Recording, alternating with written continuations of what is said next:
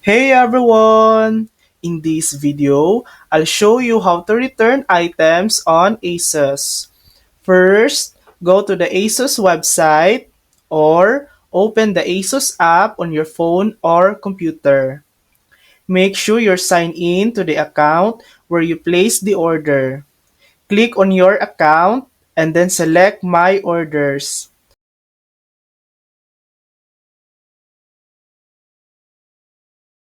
Find the specific order and click on it. Then click Return Items. If your order has multiple items, choose the ones you want to return. Select the reason for the return from the list provided. ASOS will provide you with a QR code or a shipping label. You can either print the label or use the QR code at the drop-off point. Repackage the item securely. Attach the shipping label or show the QR code at the drop-off location you selected.